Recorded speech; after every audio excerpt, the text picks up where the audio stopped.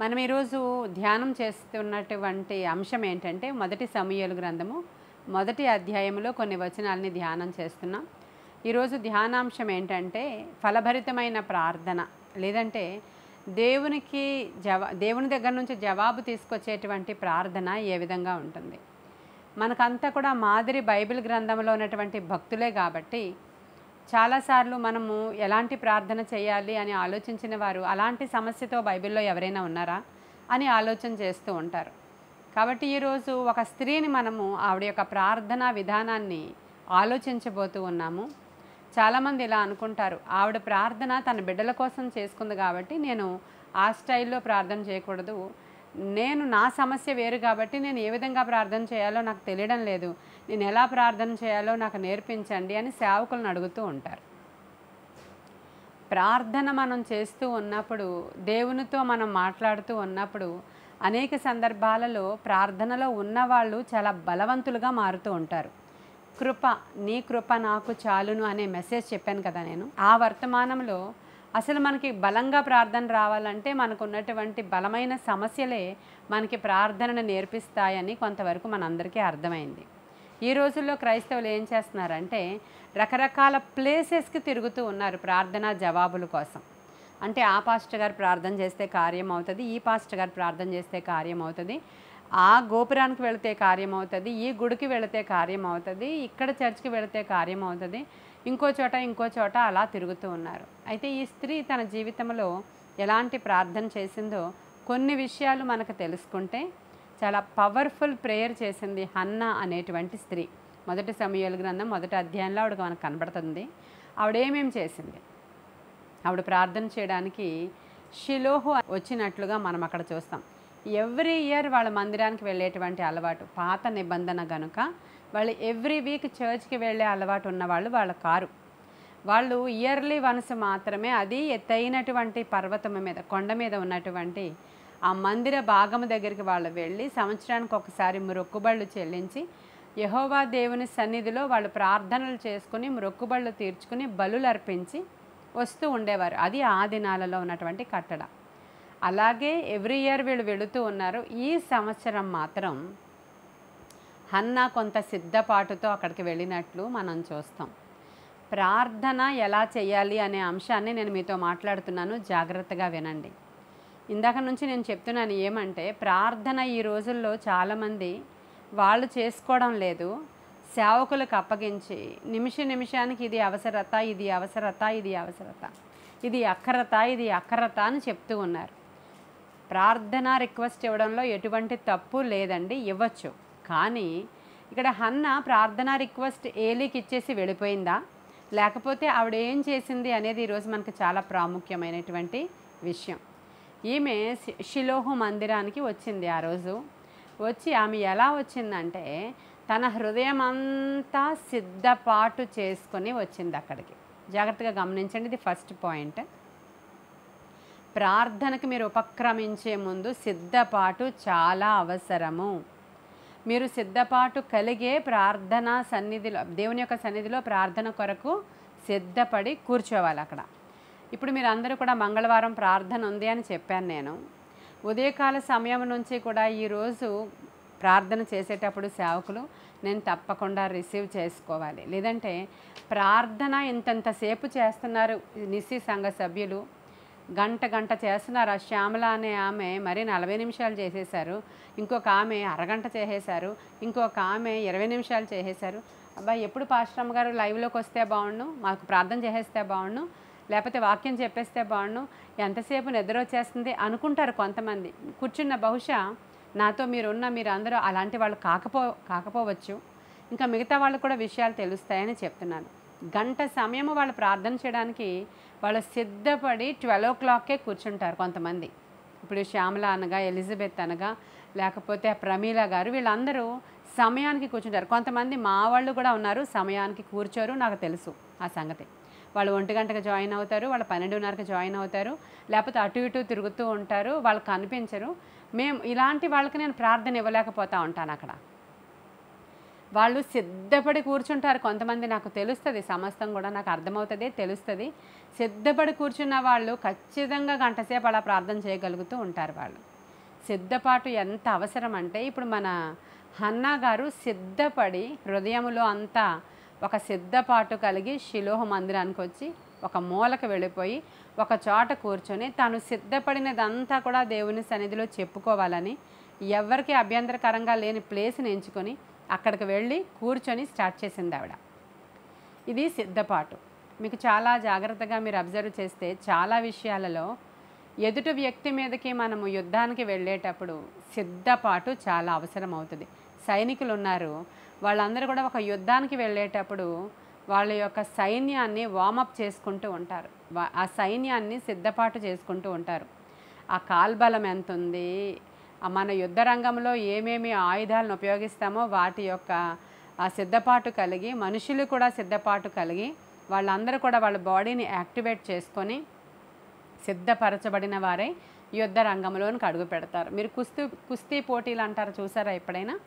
వాళ్ళు చూసినప్పుడు వాళ్ళు ఏం చేస్తారంటే వాళ్ళ యొక్క చేతులలో ఉన్నటువంటి బలాన్ని ఒకసారి ఇలా చూసుకుంటూ ఉంటారు. చూసుకొని వాళ్ళ తొడలను కొట్టుకుంటూ ఉంటారు. ఇలా గట్టిగా కొట్టుకొని వాళ్ళు రకరకాల ఏవో ఫీట్స్ చేస్తూ ఉంటారు అక్కడ. ఎప్పుడైనా సరే మీరు చూడండి, ఇప్పటికైనా మనకి యూట్యూబ్లో అన్నీ అవైలబుల్గా ఉంటాయి కాబట్టి వాళ్ళు ఎలా వాళ్ళ బాడీని సిద్ధపరచుకుంటున్నారో మీకు అర్థమవుతుంది.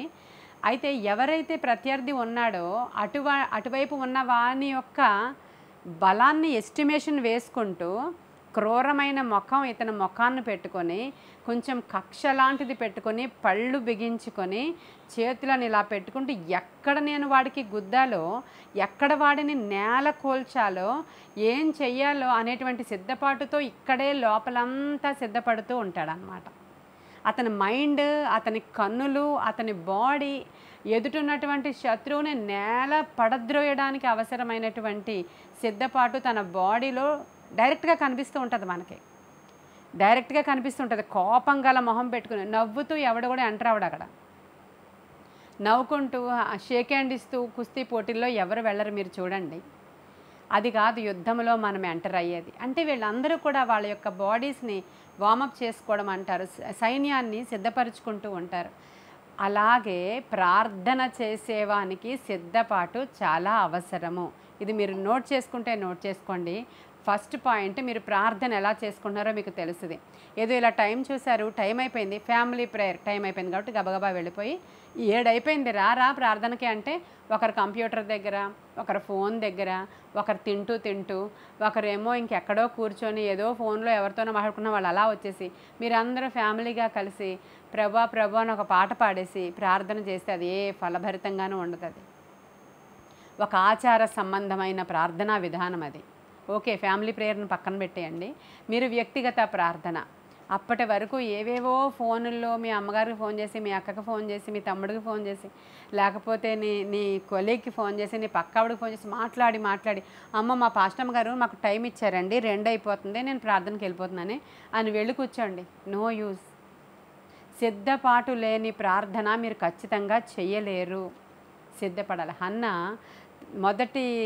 ఆవిడ ప్రార్థన విజయం యొక్క మొదటి లక్షణం ఏంటంటే సిద్ధపాటు. కంపల్సరీ సిద్ధపాటు. నువ్వు ప్రార్థన కూర్చునేటప్పుడు నీ మైండ్ ఇంకా సెటరేట్ అవ్వలేదు. మీ ఇల్లు జాయింట్ ఫ్యామిలీ అనుకుందాం, అందరూ గందరగోళంగా ఉంది, ఏవేవో పనులు చెప్పారు అప్పటి వరకు, మీకు ఏవేవో చేసేసారు, మీరు కొంచెం చాలా గందరగోళంగా చాలా డిస్టర్బెన్స్గా ఉంది. అప్పుడు టైంకి వెళ్ళండి, వెళ్ళొద్దు అనట్లేదు నేను. ఇలా చెప్తే చాలామంది ఏమంటారంటే అసలు మైండ్ సరిగ్గా లేనప్పుడు మీరు చేయొద్దన్నారు కదా సిస్టర్, స్కిప్ చేస్తాను ఈరోజు ప్రేయర్ టైంని. అది తప్పు. మీరు వెళ్ళి ముందు బైబిల్ని చదివేసుకోండి సీరియస్గా. ఎంతసేపు చదువుతారు అని అంటే ఏదో ఒక వాక్యం మీ హృదయానికి తాకే వరకు చదవాలి. అది కూడా ఆచార ప్రకారం చేయకండి. ఒక వాక్యం ఒక హృదయానికి టచ్ అవుతుంది, కొంచెం మనకి లోపల రివైవ్, కొంచెం ఉజ్జీవం వస్తుంది లోపల. అప్పుడు ఒక పాట పాడుకుని ప్రార్థన చేస్తే సిద్ధపాటు అన్నమాట. అది సిద్ధపాటుతో కూడిన ప్రార్థన మనకి విజయాన్ని తీసుకొని వస్తుంది ఖచ్చితంగా. కాబట్టి హన్నా ఏం చేసిందంటే తను ముందే సిద్ధపడింది. ఈరోజు నేను దేవుని సన్నిధిలో ఇవి మాట్లాడాలి దేవునితో. ఈ మాటలన్నీ మాట్లాడి దేవునికి నేను చెప్పుకొని ఖచ్చితంగా నేను ప్రేయర్ అయ్యే వరకు ఇటు అటు చూడను. ఈ లోపల ఎవరెవరు అసలు అక్కడ ఏవేవో చేసుకుంటున్నా సరే నేను ప్రార్థనే చేసుకోవాలని ఒక మూలకి వెళ్ళిపోయి ఆవిడ కూర్చొని ఆవిడ పెదవులు మాత్రమే కదులుతూ ఉండేటువంటి ప్రార్థన ఆమె చేసుకుంటుంది అని లేఖనంలో రాయబడి ఉంది. ఇది మొదటి సిద్ధపాటు కలిగినటువంటి ప్రార్థన విజయ రహస్యాలలో మొదటిది. ఇక్కడ ఈరోజు మీరు చూస్తున్న మీలో చాలామంది మీ ప్రేయర్ స్టైల్ని మార్చుకోవడానికి ఈ పాయింట్ చాలా ఇంపార్టెంట్. 3 అయిపోయింది, 2 అయిపోయింది, 4 అయిపోయింది, నాకు ఖాళీ లేదు అని ఫాస్ట్గా వెళ్ళిపోయి అసలు మీరు చెప్పిందే చెప్తారు కొంతమంది, పాడిందే పాడతారు కొంతమంది, చేసిందే చేస్తారు ప్రార్థన కొంతమంది. రోజు ఒకలాగా ఎప్పుడు రాదండి ప్రార్థన. ఎవ్రీడే ఒకేలాగా రాదు. మన మాటలు ఎవ్రీడే ఒకే వాక్యం చెప్తున్నాను ఆమెకి నేను. ఎవ్రీడే ఒకేలాగా కాదు ప్రార్థన. మంచిగా దేవునితో కనెక్షన్ మనకి ఏర్పడిపోయినప్పుడు ఫలభరితమైన ప్రార్థన వస్తూ ఉంటుందన్నమాట. మొదటిది సిద్ధపాటు కలిగినటువంటి ప్రార్థన. ప్రతిరోజు కూడా మనం సిద్ధపరచబడి వెళ్ళి ప్రార్థించాలి. తరువాత హన్నా సిద్ధపడి ఆ స్థలానికి వచ్చి ప్రార్థన చేయడం మొదలుపెట్టినప్పుడు ఆమె కన్నీరు విడవడం స్టార్ట్ చేసింది అక్కడ. ఎందుకంటే తన హృదయం అంతా బరువు, భారం, బాధ, అసలు అవమానం, నింద, వేదన, అసహనం ఇవన్నీ ఎందుకునంటే ఎవ్రీ ఇయర్ వస్తుంది ఆవిడ అక్కడికి. కానీ పిల్లల మీద పిల్లలు తన యొక్క ఏమంటారు భర్తకి 2 భార్యలు కాబట్టి పెనిన్నా అనే ఆవిడకి పుట్టేస్తున్నారు ఇంకా పిల్లలు. కానీ ఈవిడికి ఎంతమాత్రం ఫలభరితంగా లేదు తన యొక్క జీవితంలో. ఆ హృదయ భారం ఉంది కాబట్టి మన హృదయం భారంతో నింపబడిపోతే ఆటోమేటిక్గా మన కళ్ళల్లో నుంచి కన్నీళ్ళు రాలిపోతూ ఉంటాయి. అది హృదయానికి సంబంధించింది. నీ హృదయం అంతా ఎప్పుడైతే భారం ఉంటుందో ఆ కన్నీళ్ళు వచ్చేస్తాయి అంతే. అవి కన్నీటి ప్రార్థనకున్న విలువ చాలా గొప్పది. ఈరోజు ఉదయం మీకు ఇందాక ప్రార్థన చేసినటువంటి శ్యామల నాకు కాల్ చేసి రాత్రి ఒక మంచి కళ వచ్చింది సిస్టర్ గారు, నాకు కళ దర్శనం అన్నమాట. అది చాలా పెద్ద మందిరంలో మీరు కూర్చొని ఉన్నారు, వెలుగుగా ఉన్నారు, చాలా మంచి తేజోవంతంగా ఉన్నారు, చాలా పెద్ద మందిరం అది. కానీ అక్కడ కూర్చున్నప్పుడు మీరు కన్నీరు విడిచి ప్రార్థన చేస్తూ ఉన్నప్పుడు ఆ కన్నీరు కూడా కన్నీరులా లేదు, అదేంటో ఒక మంచులాగా, ఐస్ క్యూబ్స్ లాగా అదంతా నేలను పడినప్పుడు అక్కడంతా ఫలభరితంగా మార్చబడుతూ అదంతా చాలా ఆశీర్వాదకరంగా ఉంది. కానీ మీరు కన్నీరు విడిచి ప్రార్థన చేస్తున్నారు. అలా అని మీరు దుఃఖ ముఖంతో అంటే పాడైపోయిన ముఖంతో అలా లేరు, చాలా బ్రైట్గా ఉన్నారు. కానీ మీ కన్నీరు ఇలా ఉంది అని చెప్పింది.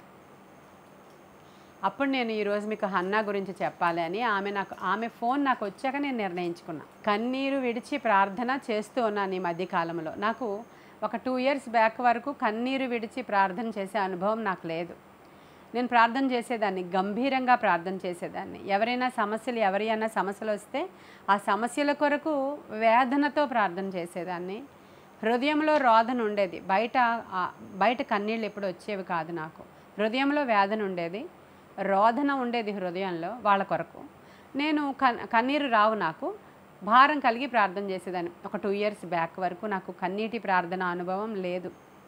అయితే ఎప్పుడైతే ఇంకా నా హృదయం మరీ ఎక్కువ భారంతో నింపబడి నేను ఇంకా భరించలేను అనేటువంటి శోధన గుండా నేను వెళుతున్నానో అప్పుడు ఆటోమేటిక్గా నాకు కన్నీరు రావడం మొదలైంది. ఇప్పుడు నేను ప్రార్థన చేయడానికి కూర్చునేటప్పుడే నా నైటీ ఒకటి పట్టుకొని కూర్చుంటాను అక్కడ. ఎందుకో తెలుసా మీకు? ఇక నా కనులు ధారలుగా కారుతూనే ఉంటాయి, నేను నా నైటీతో తుడుస్తూనే ఉంటాను అన్నమాట. అంటే ఇప్పుడు నా సిద్ధపాటు ఎలా ఉంటుందంటే నేను ప్రార్థన కోసం కూర్చునే ముందర ప్రేయర్ మ్యాట్ అక్కడ వేసుకుంటాను, ఆ తర్వాత వాటర్ బాటిల్ అక్కడ పెట్టుకుంటాను, ఆ తర్వాత ఎక్కడుందో వెళ్ళి నా ఒక నైటీ ఒకటి తెచ్చుకుని నా పక్కన పెట్టుకుంటాను. ఎందుకని? నాకు ఇప్పుడు తెలుసు నా సిద్ధపాటు, నా హృదయంలో భారం ఉంది, నా హృదయంలో వేదన ఉంది, నాకు అక్కడ నీడ్స్ ఉన్నాయి, నాకు అక్కడ చాలా అత్యవసరతలు ఉన్నాయి. నేను ఇప్పుడు దేవునితో మాట్లాడుతూ ఉంటే నేను ఆయనతో మాట్లాడుతూ ఉండగా నాకు బహుశా ఏడుపు వచ్చేస్తుందేమో. అప్పుడు నాకు ఇది కావాలి కదా, మళ్ళీ వెళ్ళడానికి నాకు ఆ ప్రార్థన సన్నిధిలో నుంచి వెళ్ళడానికి అవ్వదు కదా అని నా సిద్ధపాటు ఆయుధాలు అవి.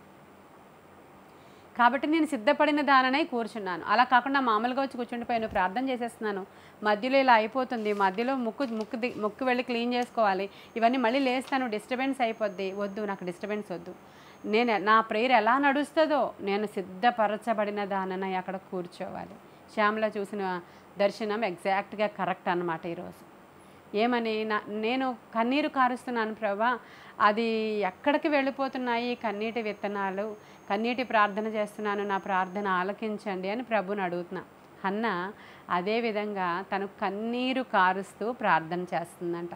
కన్నీటి ప్రార్థన వ్యర్థం కాదని నేను చెప్తున్నాను అనేక సందర్భాల్లో.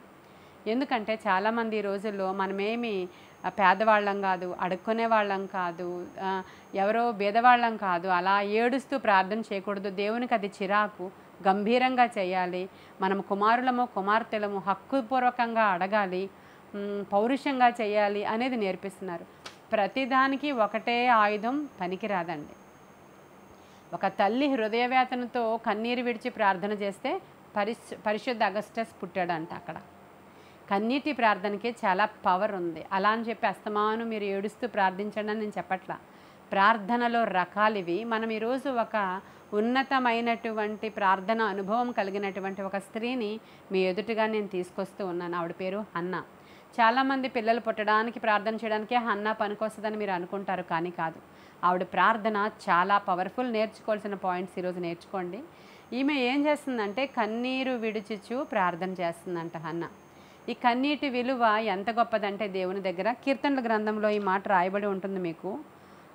కీర్తనల గ్రంథంలో ఒక చోట 56వ కీర్తన 8వ వచనం, 56వ కీర్తన 8వ వచనంలో, నా సంచారములను నీవు లెక్కించి ఉన్నావు, నా కన్నీళ్ళు నీ బుడ్డెలో నుంచబడి ఉన్నవి, అవి నీ కవిలలో కనబడును కదా అనేటువంటి మాట చూస్తాం మనం.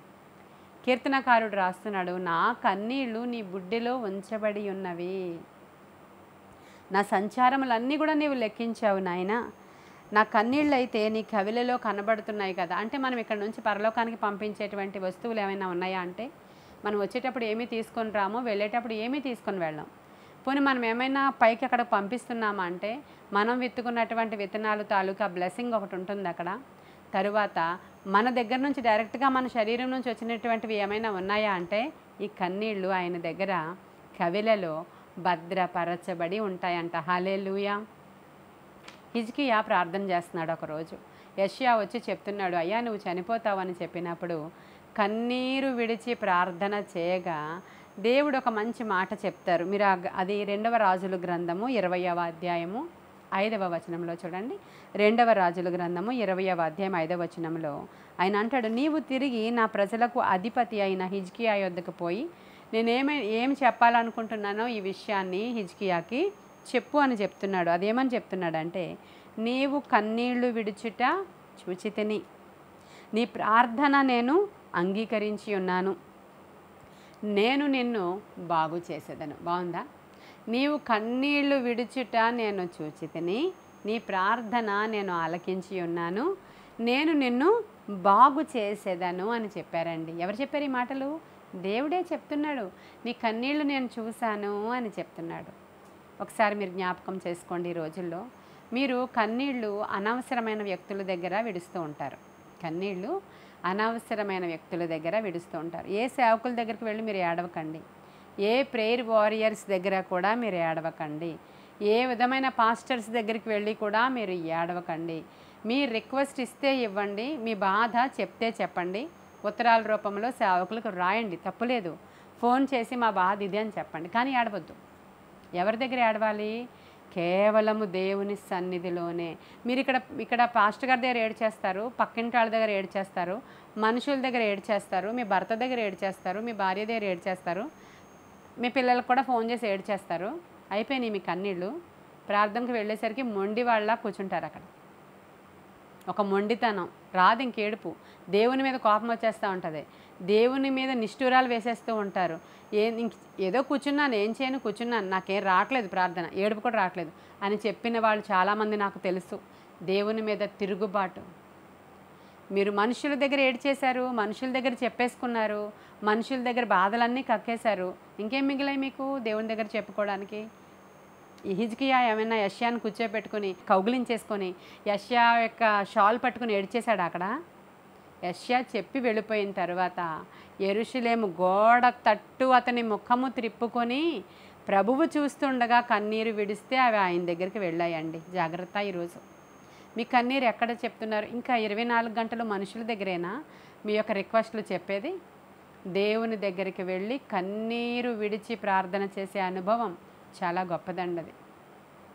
దావీదు యొక్క కన్నీరు, హిజ్కియా యొక్క కన్నీరు, యాకోబు కన్నీరు విడిచి రాత్రంతా దేవుణ్ణి బ్రతిమలాడుకొనెను. అతడు మగసిరి గలవాడై అని రాసుంటుంది హోషియాలో.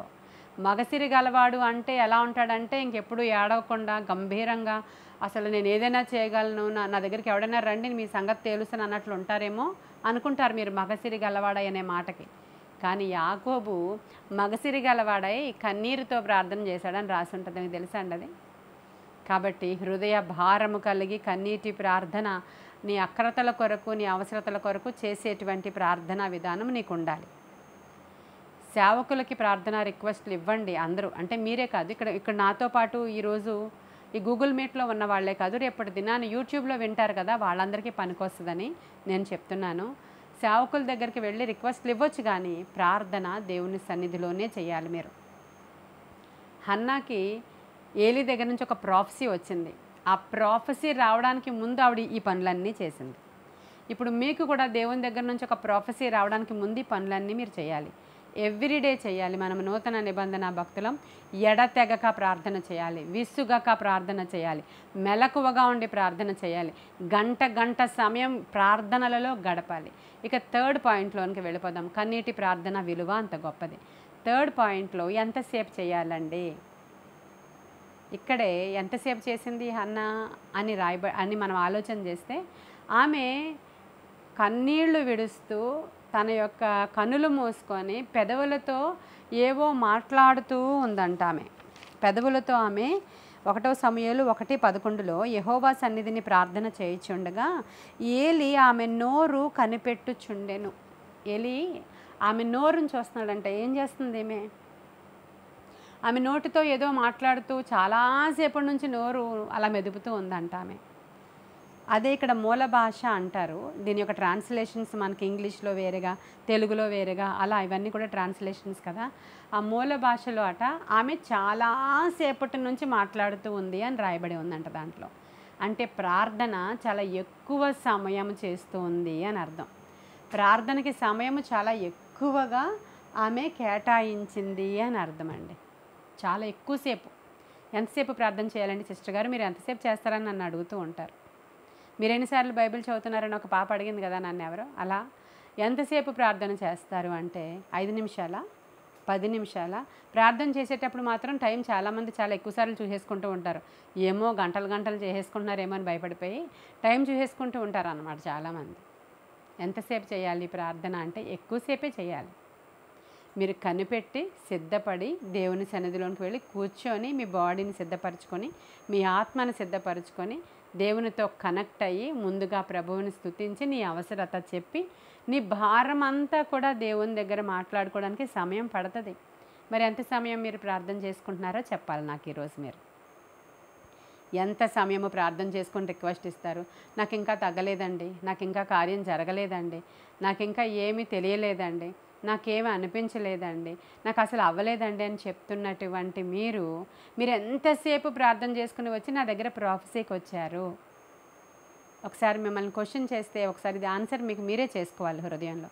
లేదు సిస్టర్ గారు, మేము ఇలా వార్మప్ చేసుకోలేదు మా బాడీని, మామూలుగా వచ్చేసాం, మీరు ప్రార్థన చేస్తే కార్యం అవుతుంది కదా అని మీరు అన్నప్పుడు ఒక్కొక్కసారి అవుతుంది ఇలా. కానీ దేవుడు మనలో మనందరినీ ప్రార్థనాపరులుగా ఉంచడం కోసమే మనకు వచ్చినటువంటి ఈ శోధనలలో, అందుకే దావీదు ఏమంటాడంటే శ్రమ కలుగుట నాకు మేలాయెను. ఎందుకంటే శ్రమ రాకపోతే నేను నీ కట్టడలను నీ ఆజ్ఞలను తెలుసుకొని ఉండేవాడను కాను. ఇప్పుడు మనందరికీ కూడా శ్రమ కలగకపోతే ఎంతసేపు గంటలు ప్రార్థన చేసేటువంటి నిస్సి వాళ్ళతో మీరు కనెక్ట్ అయి ఉండలేరు. కాబట్టి దావీదులాగా చెప్పాలి, శ్రమ కలుగుట నాకు మేలాయను. ప్రభువా, ఈరోజు బెస్ట్ ప్రార్థనా విధానాన్ని మీరు మాకు నేర్పిస్తున్నందుకు వందనాలు అని చెప్దాం దేవునికి. తరువాత పాయింట్, ఆమె హృదయాన్ని దేవుని సన్నిధిలో కృమ్మరించిందంట. హృదయాన్ని అంతా కూడా దేవుని సన్నిధిలో ఆమె కృమ్మరించి ప్రార్థన చేసింది అని ఉంటుంది అక్కడ. 1వ అధ్యాయం 1 సమూయేలే 1:15 ఉంటుంది. ఆత్మను కృమ్మరించి, నా ఆత్మను యెహోవా సన్నిధిని కృమ్మరించుకొనుచున్నాను అని ఆమె ప్రార్థన చేసింది. ఆత్మను కుమ్మరించి ప్రార్థన చేస్తున్నాను. ఆత్మను కుమ్మరించడం అంటే ఏంటండి? విరిగి నలిగినటువంటి హృదయము దేవునికి ఇష్టమైనటువంటి బలియాగము. విలాప వాక్యాలలో తన హృదయం అంతా కూడా కృమ్మరించి, నా కన్నులు కన్నీటి జలపాతాలుగా చేసుకొని నేను నా హృదయం అంతా కృమ్మరించి ప్రార్థన చేస్తున్నాను అంటాడు ఆయన. 2వ అధ్యాయం 19వ వచనంలో ఆయన హృదయం అంతా కూడా కృమ్మరించి ప్రార్థన చేసినట్లుగా ఉంటాయి. ఇప్పుడు మన హృదయం కృమ్మరించి ప్రార్థన చేయడం అంటే ఏంటంటే, మనకి నూతన నిబంధనలోనికి వచ్చేటప్పుడు కల్లా మరియా అత్తరు బుడ్డని తీసుకొచ్చి ప్రభు పాదాల దగ్గర పగలుగొట్టి ఆ పాదాల దగ్గర ఈ అత్తరును వేసి అప్పుడు ఆమె తన హృదయం అంతా కృమ్మరించడానికి అది సాదృశ్యం అన్నమాట. ఆ అత్తరు బుడ్డని ఆయన పాదాల దగ్గర కృమ్మరించడం అంటే ఏంటంటే, తన హృదయం అంతా ఆవిడ ఇంకేం చెప్పట్లేదు. ఆవిడ జస్ట్ అది పగలుగొట్టింది అంతే. ఆరాధిస్తుందని రాయబడి ఉంది అక్కడ. ఆమె ఆ అత్తరంతా కూడా పగలగొట్టడాన్ని దేవుడు ఆరాధన అంటున్నాడు దాన్ని. హృదయం కృమ్మరించి దేవుని సన్నిధిలో ప్రార్థించాలి. ఈ పాయింట్ చాలామంది చేయలేకపోతున్నారు. ఎందుకో చెప్పమంటారా? మీరు మీ హృదయం అంతా కృమ్మరించి మనుషులకు చెప్పేసుకుంటున్నారు. వాళ్ళ దగ్గర మీరు ఓపెన్ అయిపోతున్నారు. వాళ్ళ దగ్గర ఇవన్నీ చెప్పేసుకుంటున్నారు. ఇలా జరిగింది, అలా జరిగింది, అలా జరగలేదు, ఇలా జరగలేదు, ఇదిలాగా, ఇది అలాగా, అది అలాగా. పైనవి మీ రిక్వెస్ట్ ఏంటో దయచేసి చెప్పండి. ఒకవేళ సేవకులు మిమ్మల్ని అడిగితే, అమ్మా ఎందుకు ఇలాంటి సిట్యుయేషన్ మీకు వచ్చిందంటే, ఇలా జరిగింది పాస్టర్ అమ్మగారు, అలా జరిగింది ముందు, అందుకే ఈ సిట్యుయేషన్ వచ్చిందని చెప్పండి. అంతే తప్ప గంటల తరబడి మీరు మీ బాధలన్నీ కూడా ఇక్కడ కృమ్మరించేసుకుంటే ప్రభు సన్నిధిలో అవ్వదు.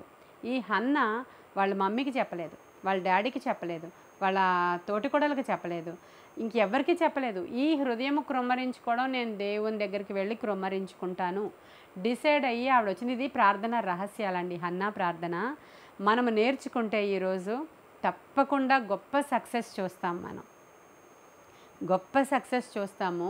అలా హృదయ వేదనతో ప్రార్థన చేసి అదంతా దేవుని సన్నిధిలో కృమ్మరిస్తే ఖచ్చితంగా దేవుడు జవాబిస్తాడు. మీకు కూడా జరిగాయి ఇలా చాలాసార్లు. కానీ ఇప్పుడు మీరు మొండివాళ్ళు అయిపోయారు. కానీ ఇప్పుడు మీకు ఈజీగా ప్రార్థన చేసేసేయడం నేర్చేసుకున్నారు. మీరు ఈజీగా అన్నీ అయిపోవాలి. ఆ సమయం అంతా బయట తిరిగేయాలి, ఆ సమయం అంతా ఇంకొకటి చేసేయాలి, ఆ సమయం అంతా ఇంకోటి. దేవుని సన్నిధిలో కనెక్ట్ అయ్యి ఉన్నవాళ్ళు పరలోక సంబంధులు. వాళ్ళు చాలా స్పెషల్. ఈ భూమి మీద వాళ్ళందరూ చాలా స్పెషల్ అండి. వాళ్ళు దేవునికి చాలా స్పెషల్ పిల్లలు. వాళ్ళందరూ కూడా ఆ ఆధిక్యతలు మనకు ఉన్నాయంటే ఎంత గొప్ప విషయం. హన్న దేవునికి సేవకురాలంట, ప్రవక్త్రి అంట. ఆవిడ ఎందుకయింది? ఆవిడ ఎక్కడికైనా వెళ్ళి సేవ చేసిందంటే కాదండి. ఆయన సన్నిధిలోనికి వచ్చి ప్రార్థన చేసి ఆయనతో కనెక్ట్ అయిన విధానం ఆవిడని ప్రవక్త్రిగా చేసేసింది. ఆవిడ నోట్లో నుంచి గొప్ప ప్రాఫెసీస్ చెప్తుంది. ఆవిడ తాను అభిషేకించిన వానికి అధిక బలము కలుగజేయవాడవు నీవే అంటది ఆవిడ సమూయేలు గురించి మాట్లాడుతూ. సరే, ఇంకా నెక్స్ట్ పాయింట్ ఏంటంటే, ఈ హన్న దేవునికి మ్రొక్కుబడి చేసుకుందండి. అక్కడికి వచ్చినప్పుడు ఈ మ్రొక్కుబడి చేసుకోవాలి అని ముందే నిర్ణయం తీసుకుంది. నాకు ఈ స్వస్థత జరిగితే నేను ఇది చేస్తా, నాకు ఈ కార్యం జరిగితే నేను నీకు అది చేస్తా. ప్రభువా నీవు నాకు ఈ యొక్క సంతానాన్ని, ఒక్క మగబిడ్డని స్పెసిఫిక్గా ప్రార్థన చేసింది ఆమె. నాకు మగబిడ్డ కావాలి, ఒక్క మగబిడ్డని నీవు ఇస్తే నేను వాడికి నాజీరు చేసిన ఆయన నీ సన్నిధిలో వాడికి జుత్తు కత్తిరించకుండా నేను నీ సన్నిధికి ఆయనను అప్పగించేస్తానని చెప్పి ఒక్క మగబిడ్డని నీవు నాకు దయచేసిన ఎడల అని స్పెసిఫిక్గా ఆమెకి చాలా పట్టుదలతో కూడిన ఒక మ్రొక్కుబడి ఆవిడ అక్కడ చేసుకున్నట్లుగా మనం అక్కడ చూస్తాం. ఈ రోజుల్లో పాస్టర్ అమ్మగారు మరి మ్రొక్కుబడి చేసుకోవచ్చా? ప్రశ్న. చేసుకోవచ్చు. దేవుని సన్నిధిలో మనము మ్రొక్కుబడి చేసుకోవడం మంచిది, చేసుకోవచ్చు. యాకోబు మ్రొక్కుబడి చేసుకున్నాడు, దావీదు మ్రొక్కుబడి చేసుకున్నాడు. మ్రొక్కుబడి చాలా న్యాయాధిపతుల గ్రంథంలో మ్రొక్కుబడులు ఉంటాయి. అందరూ చాలామంది చేసుకున్నారు మ్రొక్కుబడి. అది ఓల్డ్ టెస్టిమెంట్. న్యూ టెస్టిమెంట్లో మనకి మ్రొక్కుబడి చేసుకున్నారు అన్నట్లుగా కాక దేవునికి ఒక ఒప్పుకోలు ప్రార్థన చేసుకోవచ్చు. ప్రభా నీవు నాకు ఈ కార్యం చేస్తే ఇదిగో నా బిడ్డ నీ సేవ కొరకు ఈ విధంగా ఉంటాడు అని ఒక తిమోతి గురించి తల్లి, ఒక మార్కు గురించి తల్లి, వాళ్ళ నిర్ణయాలు తీసుకున్నటువంటి తల్లులు. వాళ్ళు మ్రొక్కుబడులు చేసుకున్నారని రాయబడి లేదు, నిర్ణయాలు తీసుకున్న తల్లులు వాళ్ళు.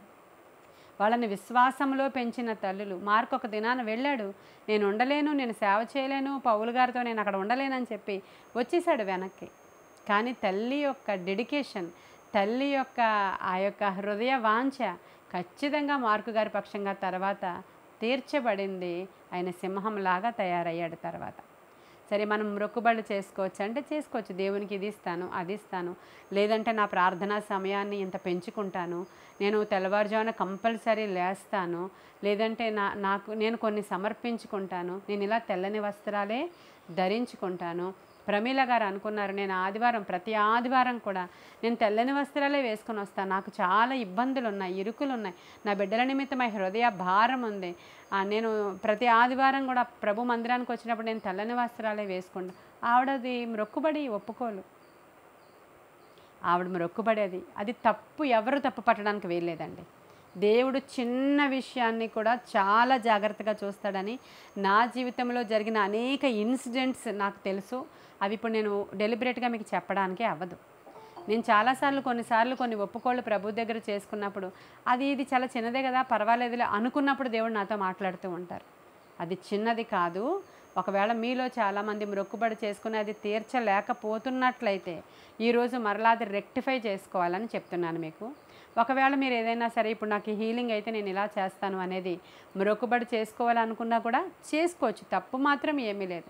ప్రభు సన్నిధిలో ఒక మాట చెప్పుకుంటున్నాం దేవునికి, కాబట్టి ఇది కూడా చేసుకోవడంలో తప్పేమీ లేదు. ఆవిడ మొక్కుబడి చేసుకుందంట. ఆవిడ మొక్కుబడి చేసుకొని దేవునికి 1వ సమూయేలు గ్రంథము 1:11 ఆవిడ అంటుంది, నీ సేవకురాలనైనా నాకు మగబిడ్డను దయచేసిన ఎడల వాని తల మీదకు క్షవరపు కత్తి ఎన్నటికీ రానియక వాడు బ్రతుకు దినములన్నిటిలోనూ నేను వానిని యెహోవానగు నీకు అప్పగింతునని మొక్కుబడి చేసుకుందంట. హల్లెలూయా. యాకోబు చేసుకున్నాడు కదా, యెఫ్తా చేసుకున్నాడు కదా, దావీదు చేసుకున్నాడు కదా. ఈ మొక్కుబడులన్నీ కూడా వాళ్ళందరూ కూడా నెరవేర్చుకున్నారు దేవుని సన్నిధిలో. అలా మొక్కుబడి ప్రార్థన ఆవిడ చేసుకున్నప్పుడు దేవుడు ఏం చేశారంటే ఒక్క బిడ్డను కాదు కానీ ఆవిడకి తర్వాత ఈ సమూయేలు గారు కాకుండా 5 బిడ్డలను ఇచ్చాడు దేవుడు. హల్లెలూయా. సమూయేలు గారు కాకుండా మరలా 5 బిడ్డల తల్లిగా హన్నాను దేవుడు దీవించినట్లుగా మనం లేఖనంలో చూస్తున్నాం. అడిగిన దానికంటే ఊహించిన దానికంటే అత్యధికముగా ఇచ్చేవాడని నేను అన్నాడు దేవుడు ఆయన. అలాగే హన్నా జీవితంలో మరలా 3 మగబిడ్డల్ని 2 ఆడబిడ్డల్ని కూడా ఆవిడకి బహుమానంగా దేవుడు దయచేసినట్లుగా లేఖనంలో మనం చూస్తాం. కాబట్టి మనం సిద్ధపాటు కలిగి మనం ఏం కావాలో మనకు తెలిసి ఉండాలి. మనకి ఏం కావాలో తెలిసి ఉండాలి. హన్నాకి ఏం కావాలి? ఒక్క మగబిడ్డ కావాలి. ఆవిడ తెలుసు. ఒక రోజున గుడ్డి భర్తిమయ్యి కేకలు వేస్తున్నాడు రోడ్డు మీద. అతను భిక్షకుడు. అప్పుడు యేసుక్రీస్తు ప్రభువారు అక్కడ ఆగారు. ఆగినప్పుడు ఈ గుడ్డి భిక్షకుడు ఎందుకు కేకలు వేస్తున్నాడు? చాలా సందర్భాల్లో మీరు బయట బెగ్గర్స్ని చూడండి. మీరు వాళ్ళకి కాళ్ళు లేని వాళ్ళు, చేతులు లేని వాళ్ళు, కళ్ళు లేని వాళ్ళు ఉంటారు. వాళ్ళు నీకేం కావాలంటే అయ్యా మీ దయ్యా మీరేమిస్తే అది అని అంటాడు. నీకు అన్నం ఇస్తాను ఈ పూటకి తింటావా అంటే వద్దులేండి ఇంకేమన్నా ఇవ్వండి అంటారు వాళ్ళు. ఈ రొట్టె తీసుకో అంటే వద్దులేండి ఇంకేమన్నా ఇవ్వండి అంటారు వాళ్ళు. అంటే ఒక భిక్షకుడు ధ్యాస అంతా కూడా భిక్షం మీదే ఉంటుంది. అడుక్కునేవాడికి అంతా కూడా చేతిలో ఏమిస్తాడా అనేటువంటి దాని మీద ఉంటుంది. అందుకే ప్రభు టెస్ట్ చేశాడు అక్కడ. ఆయన ఆగి నీకేం కావాలి అని అడిగాడు ఆయన. గుడ్డి భర్తిమయ్యని నీకేం కావాలి అని అడిగాడు ఆయన. అప్పుడు అతను అన్నాడు, ఆ భర్తిమయ్యి నాకు నా కన్నులు తెరవబడాలి అని అడిగాడు. హల్లెలూయా. అంటే నీకు స్పష్టత ఉండాలి, నీకు ప్రార్థనలో నీకు స్పష్టత ఉండాలి. ప్రార్థనలో నువ్వు దేని గురించి ప్రార్థన చేస్తున్నావో స్పష్టత లేదు.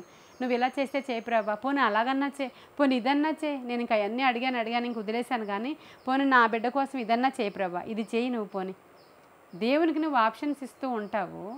నీ ప్రార్థనలో ఏకాగ్రత లేదంటే స్పెసిఫిక్గా నీవు అడిగేది ఏంటి అని నీకేం కావాలని అడుగుతాడు ఆయన. నేను యాక్చువల్గా ఇందుకోసమే కూర్చున్నాను కానీ ప్రభువా ఇంకెందుకులే, చిన్నప్పటి నుంచి నాకు కళ్ళు లేవు, నాకు ఇలాగే అలవాటు అయిపోయింది కానీ ఇక నేను జీవితాంతం కూడా అడుక్కోకుండా ఉండేలాగా ఏదైనా ఏర్పాటు చేయి అని అడగలేదు అతను. చూసారా? కాబట్టి అతనికి కళ్ళు కావాలి, అతను దాని మీదే ధ్యాస నిలిపాడు. కానీ ప్రభు టెస్ట్ చేశాడు వాడిని. నీకేం కావాలో చెప్పు, కరెక్ట్గా చెప్పు ఏం కావాలి. ఇక్కడ మేము ఇంతమంది ఉన్నాం కదా, ఎంతమంది నీకు ఏమైనా స్పాన్సరింగ్ చేయాలా? ఏం కావాలి? నాకు అదేమి వద్దు, నాకు కన్నులు తెరవబడుట కావాలి. హల్లెలూయా.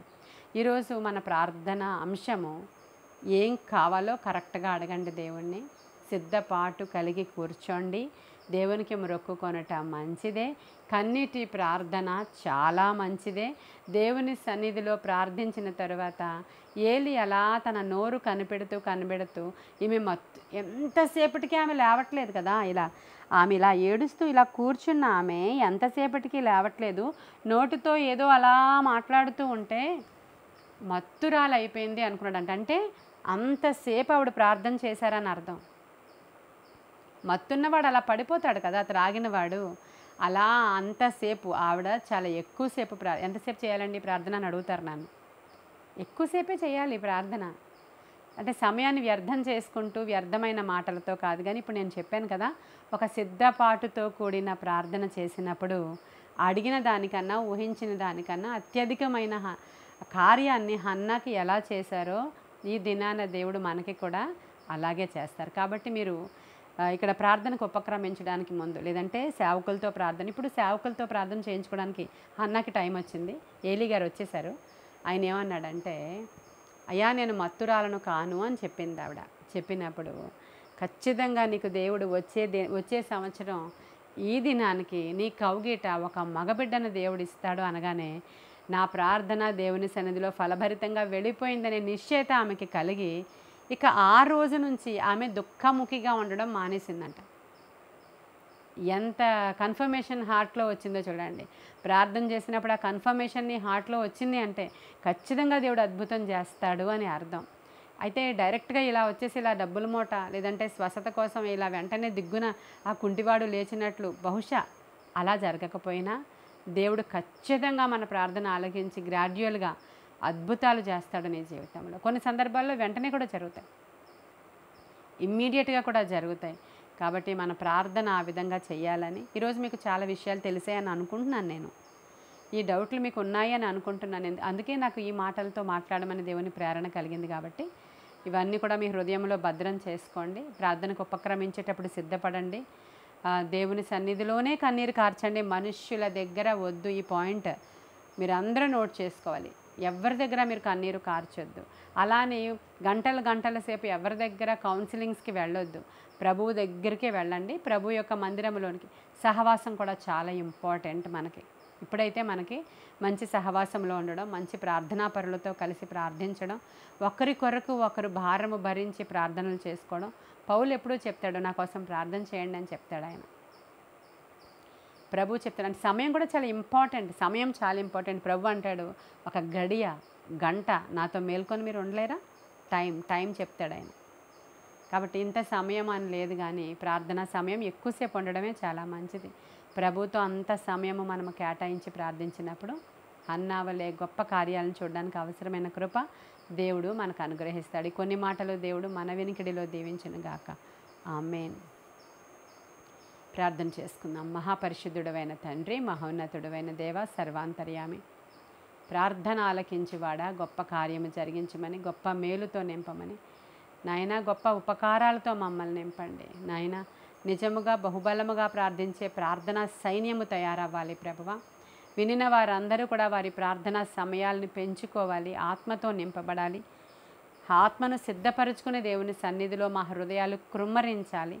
భారము కలిగి ప్రార్థన చేయడానికి అవసరమైన ప్రార్థన ఆత్మ ఇక్కడ వినుచున్న మా అందరికీ దయచేయమని, గొప్ప విజయాలు మేము పొందుకోవడానికి అవసరమైన శక్తి మా అందరికీ దయచేయమని. ప్రార్థన ఎన్నడూ ఫెయిల్ అవ్వదు ప్రభువా. గొప్ప కార్యాలు మేము చూచిలాగున సహాయం చేయమని, ప్రార్థనలో ఎదగడానికి అవసరమైన కృప దయచేయమని యేసయ్య శ్రేష్ఠ నామంలో మిక్కిలి వినయముగా ఈ ప్రార్థన మీ సన్నిధికి చేర్చుకుని జవాబు దయచేయమని అడిగి వేడుకొని పొందుకొని ఉన్నాము మా ప్రియ పరలోకపు మా తండ్రి. ఆమేన్. ఆమేన్. God bless you.